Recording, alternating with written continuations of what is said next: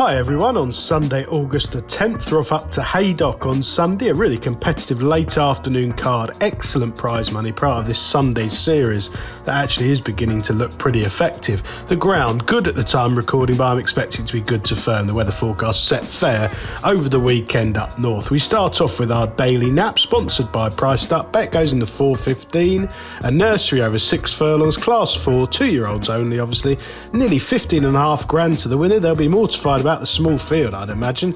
Just not enough horses to go round with so much racing at this time of year. But I think the fresh horse of Jack Morland's Saucy Jane is the one to side with here. Now, she's a filly. She comes from a yard I really like. He's going to be a young trainer to follow. 0 from 8 though in the last 14 days, but not really running in much that's been fancied, just getting a few horses started. And this filly, probably one of the stars of the yard earlier in the season, was a really good winner at Beverley in May on fast ground, over 5 furlongs, very strong at the finish there. Running on strongly to come clear by 4 3/4 lengths. They then quite rightly raised her heights to listed company at York a couple of weeks later, and she ran really well, beaten 2 lengths by Secret Hideaway in a pretty strong contest. Then a little bit of an expedition overseas to Chantilly. I think she found the ground too soft, well beaten 6th there.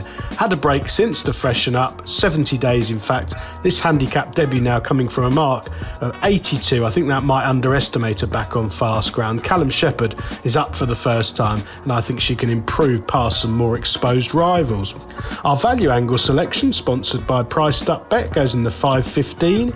That's 5 furlong handicap this time, a class 4 for 3-year-olds and upwards. Again, excellent prize money, just shy of 15.5 grand to the winner. I think Ruth Carr can continue her fantastic run of form with reigning profit here. Now, Ruth, I think it's fair to say last season was a bit of a quiet one, and as a result, a lot of her horses are very well handicapped this time around. She has had 7 winners in the north in the last 14 days, 21% strike rate. Her horses are absolutely flying.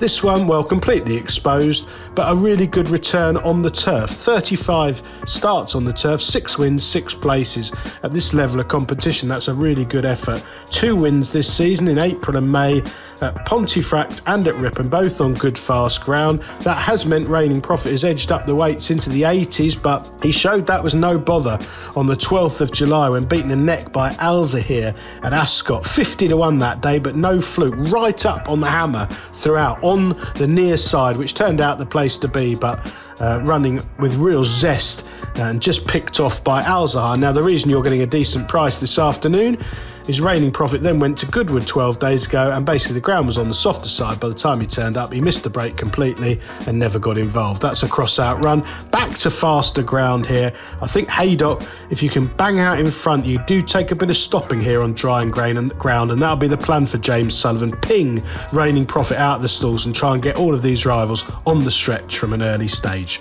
Best of luck on Sunday, everyone. Please do like and comment on all of the YouTube videos. Subscribe to my free channel if you haven't already, please, and do check out our sponsor, Priced Up Bet.